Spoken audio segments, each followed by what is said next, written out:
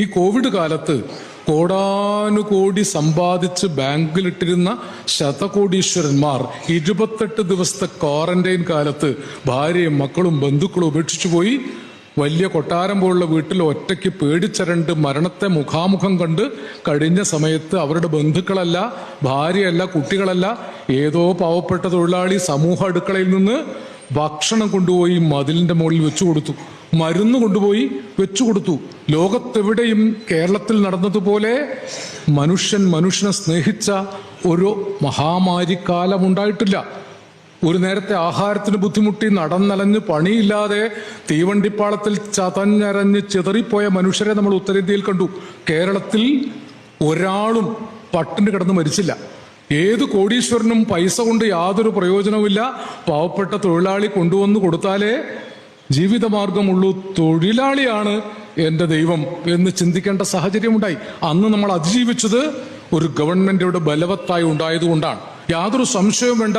ഓരോ ഇടതുപക്ഷക്കാരനും നെഞ്ചിൽ കൈവച്ച് അഭിമാനത്തോടുകൂടി പറയാം, കേരളത്തിൽ കോവിഡ് കാലത്ത് കേരള ഗവൺമെന്റ് പ്രവർത്തിച്ചതുപോലെ, ഇടതുപക്ഷ ഗവൺമെന്റ് പ്രവർത്തിച്ചതുപോലെ ഒരു രാജ്യത്തും ജനങ്ങൾക്ക് വേണ്ടി ഒരു ഗവൺമെന്റ് പ്രവർത്തിച്ചിട്ടില്ല. അത് സത്യമാണ്. അത് വെറുതെ ഗവൺമെന്റിനെ ഭംഗിയാക്കാൻ വേണ്ടി പറയുന്നതല്ല.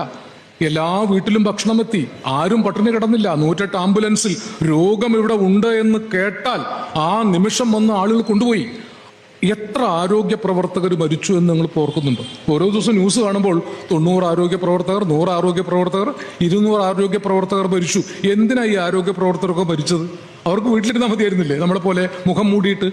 മറ്റുള്ളവരുടെ ജീവന് വേണ്ടി ജീവൻ ബലിയർപ്പിച്ച രക്തസാക്ഷികളാണ് കോവിഡ് കാലത്ത് മരിച്ച ഓരോ ആരോഗ്യ പ്രവർത്തകനും. അത് കേരളത്തിന്റെ പാരമ്പര്യമാണ്. മറ്റുള്ളവർക്ക് വേണ്ടി പോരാടി മരിച്ചവരുടെ വലിയ പാരമ്പര്യം കയ്യൂർ സമരത്തിൽ, മുനയൻകുന്ന് സമരത്തിൽ, പുന്നപ്രയിൽ, വയലാറിൽ, മേനാശ്ശേരിയിൽ, ഒളതലയിൽ, പൊന്നാനിയിൽ, അന്തിക്കാട്ട് എവിടെയൊക്കെ പാവപ്പെട്ട മനുഷ്യർ സംഘടിച്ച് സമരം ചെയ്തിട്ടുണ്ടോ അവിടെയൊക്കെ സ്വന്തം ചോരയിൽ, അവസാനത്തെ തുള്ളി ചോരയിൽ പിടഞ്ഞൊടുങ്ങുന്നതിന് മുമ്പ് സഖാക്കളെ മുന്നോട്ട് എന്ന് എഴുതി വെച്ച അനേകായിരം രക്തസാക്ഷികളുടെ ചോരയിലാണ് പ്രിയപ്പെട്ടവരെ ഈ പ്രസ്ഥാനം കെട്ടിപ്പൊക്കിയിരിക്കുന്നത്. അതുകൊണ്ട് ഏത് നുണയന്മാർ എന്ത് പെരും നുണ പ്രചരിപ്പിച്ച് ഇടതുപക്ഷത്തെ തകർക്കാൻ ശ്രമിച്ചാൽ അത് തകരുകയില്ല എന്ന് പറയാനുള്ള ധീരതയും അഭിമാനവും ഓരോ ഇടതുപക്ഷ സഖാവിനും ഉണ്ടാവലാണ് ഇനി ആവശ്യമായ കാര്യം. മറ്റുള്ളവർ പത്രക്കാരൊക്കെ പറയും, മീഡിയ പറയും, എല്ലാം പർവ്വതീകരിച്ച് ഇടതുപക്ഷത്തെ തകർത്ത് കിട്ടിയിട്ട് വേണം കേരളത്തിൽ ഈ പറയുന്ന എല്ലാ ചെകുത്താന്മാർക്കും സ്ഥാനം ഉറപ്പിക്കാൻ.